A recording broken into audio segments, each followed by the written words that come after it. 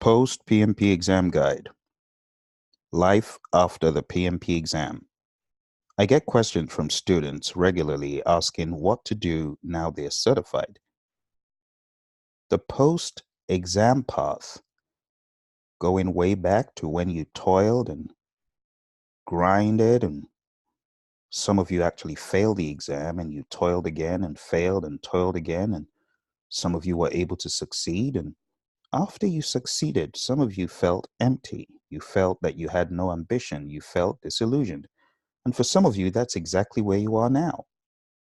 Flash back to when you failed the first or second time to now. Some of you, when you did succeed, felt so elated, but now it is the opposite. How do you feel right now you are a PMP? Do you feel fulfilled? All those things that you aspired to do, have you done them now that you're PMP? For me, I made a pact. The moment I get certified, I am going to start helping people. And that is what I've been doing ever since. That is why I have not run out of gas, because helping people gives you fuel. It gives you something to look forward to. You become a river. You realize that you need to give, so you need to be full. The first thing I would advise anyone who is a PMP to do is to begin thinking about adding value to others. Adding value to others needs to be your first step, because now you are full. You are full of hope. You are full of new outlook. You are full of new ideas, new drive, new ambition. How about lending some of that drive, some of that newfound ambition to other people? How about giving other people hope? And that's why when people get certified, the first thing I ask them to do is to share lessons learned about how they were able to get to that point. Because trust me, a whole lot of people struggle to get certified. That anyhow you can give back to those people, you just never know how that one word of encouragement or insight would add tremendous value to those people. So if you are a PMP, you're certified now, my first charge to you is to add value to others. You can add value through mentoring and coaching, and this may be PMP or non-PMP subject matter.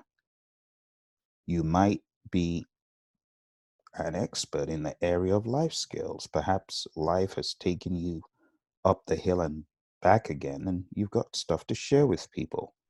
Perhaps you can offer guidance or be a big brother or big sister to people who are a lot younger than you. Those organizations like the Big Brother, Big Sister organization look into doing things like that. Be a river. How about working with a nonprofit organization and doing some nonprofit planning? How about a webinar in your organization every quarter to expose people to the latest and greatest in the world of project management?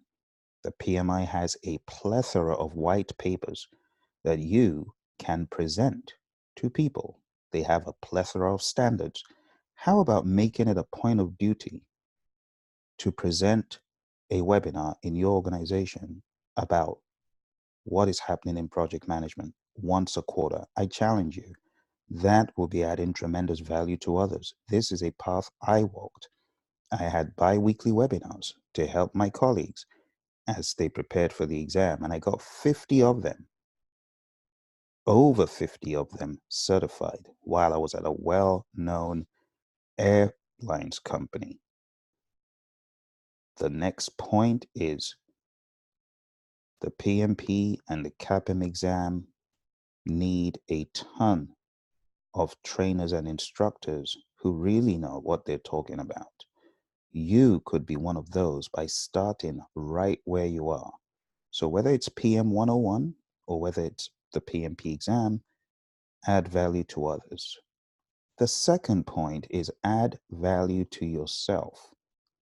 It is important that you continue adding value to yourself. And the way I recommend to do this is to find a mentor. Find a coach. Find someone who can put you on the right trajectory. Now, on this channel, I have covered the difference between mentoring and coaching, the difference between telling versus asking. Whatever you need, whether it is a rapid move in your career, whether it is a long term goal, find a mentor, someone who can tell you based on experience what they think you should do, and find a coach, someone who will draw out the deeper meanings and understanding of the problem to start with and answers right from you. I also recommend subscribing to gurus. What do I mean? I'm talking about people who have influenced you in the area of self-development, in the area of leadership. It might be my channel, it might be someone else, it might be John Maxwell, it might be Tony Robbins, it might be someone else who you're listening to, it might be Jack Canfield, it might be Ken Blanchard, whoever it is. Get plugged in and subscribe to your gurus and stay plugged in and listen to them on a regular basis. Let the information they share add value to you. These days, is absolutely no excuse for not adding value to yourself. You could read a book. You could also be involved in consulting to stay sharp. Some people say, Phil, I'm beginning to feel not that on the ball anymore since I got certified. I say, why? They tell me they're not practicing what they studied for the exam. They don't practice it in their company. Well, I say consult. Do part-time consulting. Find someone who needs a short, immediate need and provide it. There are many websites that offer freelancing. Just type into Google project management freelance, and that may be the beginning of a new world of consulting for you. Attend seminars and webinars. Some of these webinars on projectmanagement.com, the PMI site, will be valuable to you. Last but not least, don't shirk from this one. Invest in you. Invest in yourself. Spend money, spend time, spend energy, because you will reap it back when you invest in yourself. The third point, the true measure of leadership is influence. Study leadership, because when you are able to effectively lead yourself and others, you will blow the lid off limitations. The higher your ability to lead, the higher the lid on your potential. The lower your ability to lead, I can tell you, you are not moving 1 inch. But the moment you put leadership into the mix, my, oh my, you will blow the lid off your potential. How do you study leadership? With intention. This statement, what is leadership? The true measure of leadership is influence, says John C. Maxwell. That is absolutely correct. People don't understand what leadership is. They think it's title or position, but it's not. It's really all about influence. And that's why in today's world, those individuals who have found the secret to influence via social media, especially, they are leading in those arenas. They are raking in huge sums of money. Now, raking in sums of money is not a gauge on leadership, but it is an indicator that people are following. And John Maxwell, he says, he who thinks he leadeth but has no one following him is only taking a walk. I would like to invite you to study The 21 Irrefutable Laws of Leadership by John C. Maxwell. It is a mind-blowing book. It has all sorts of anecdotes and stories that bring to life what leadership really is in 21 irrefutable laws. Those laws will change your life. Get the book from Amazon. If you're given to auditory learning, get the audio from Amazon. Study it. The same for the 360-degree leader. These are books I've read. These are books I've taught from. These are books I've studied.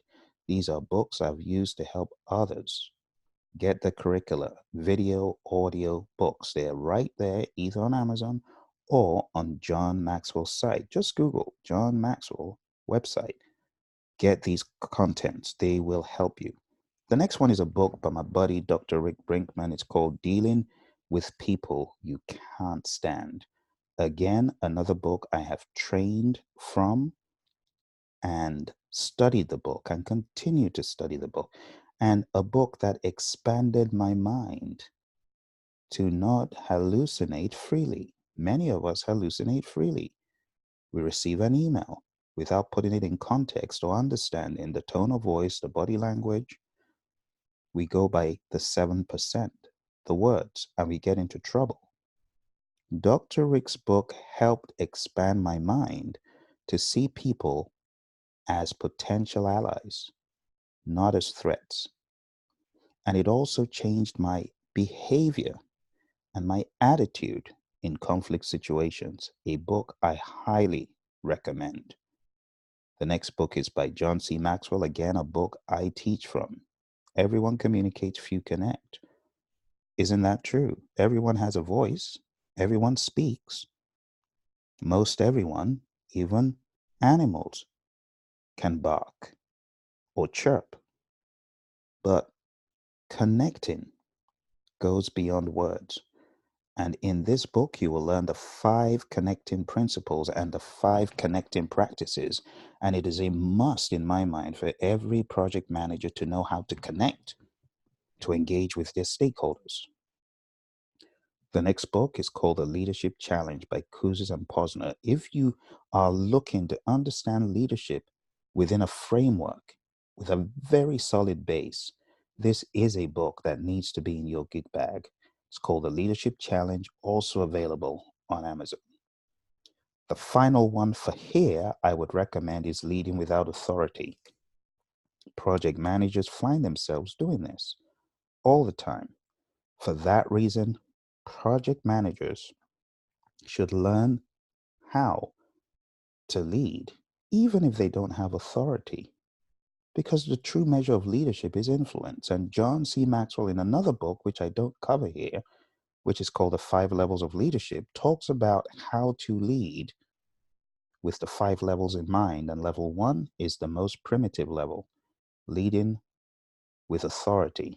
It's the most primitive. But we have 4 other levels that are talked about. If you look at the videos on this channel regarding leadership, you will find my take on the 5 levels of leadership in various videos. Number 4, expand your cert palette. You're now a PMP. It's not enough. We need to take this to the next level. We need to understand more content, more subjects, more situations so we can be more valuable. You do know the world of Agile has caught up with a lot of the fully plan-driven organizations. They're kicking and screaming, but they're not going to be able to avoid it for very long. I would recommend that you take the Certified Scrum Master from the Scrum Alliance.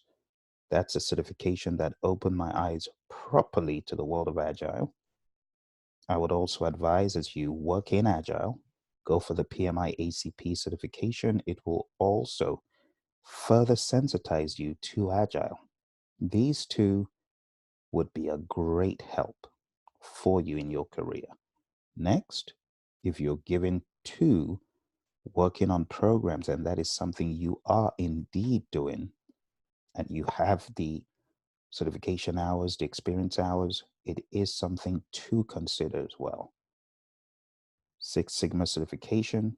I often talk about Dr. Michael Harry, rest his soul, an organization I'm affiliated with. If you wanted to get certified from one of the co-creators of 6 Sigma, you often hear the term black belt, yellow belt, green belt, and so on. The guy who coined those terms, Dr. Michael Harry, has an organization I'm affiliated with. And in this organization, 6 Sigma Black Belt is presented. 6 Sigma Green Belt training is presented, and you can get certified. Just type in Mikel, Harry, Six Sigma. Check out the site. You'll be glad you did. For more information about that, feel free to drop a comment below.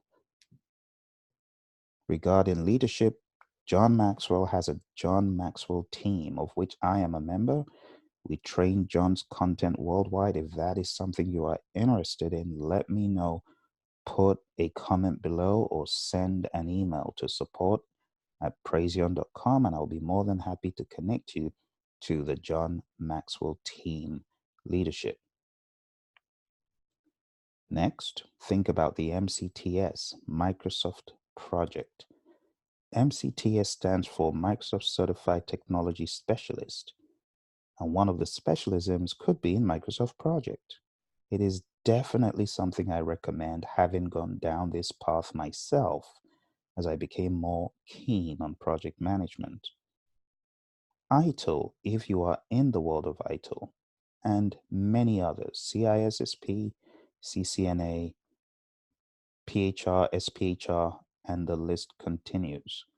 But you need to know what you're inclined towards. I would advise get certified in something that you are drawn to because of your business or because of your interest.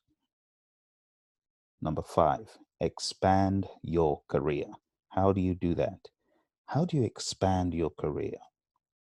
You expand your career by lunging out to do more than what you're doing currently, by doing something diverse, by adding to the mix, or expanding your scope.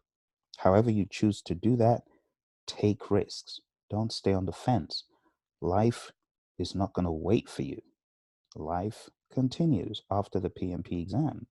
And one of the ways to expand is to take risks, calculated risks. You know all about the 7 processes of risk management. So take calculated risks, but definitely pursue those opportunities as they emerge. Do the difficult things as your company asks for help and asks for who is willing. Be willing. Do the difficult. Part of expanding your career is getting allies, those who will look for jobs for you, those who will tell you their jobs. For example, my mentor, Mary Hirschner, said, Phil, there's an opportunity here. I wasn't looking for one, but she brought it to my attention. Without Mary in my corner, there is no way I would be where I am today, because not only was she instrumental in giving me books and content to study for the PMP exam, beyond that, she gave me my first real job opportunity as a project management trainer to interview with a former colleague. This is why you need to get allies, and this is also why you need to network. Networking enables you to do things that you cannot do alone. Think about your efforts multiplied geometrically. Lots of you are not networking. Invest in relational energy. Relational energy, it does take a lot of effort to connect, but the moment you cement those relationships, awesome things could happen. Number 6, we already know this, keep up your PDUs. Think about the leadership piece again. Think about the technical project management piece, the places you might be a little bit not too solid. Solidify those areas, if any. Maybe you are stronger in some areas than you are in others. Strengthen up those areas in technical project management. Business strategy, the last prong, relatively new to a lot of people. I would encourage you to do just that. The business strategy piece, elevate it. I hope you have enjoyed this presentation regarding life after the PMP exam. If you have any questions, reach out to my support team, support@praizion.com. And if this has helped you, please drop a comment below. Remember to add this to your list of likes, subscribe, and please share this with another PMP, because a lot of people have these questions and they don't know help is out there. Best wishes.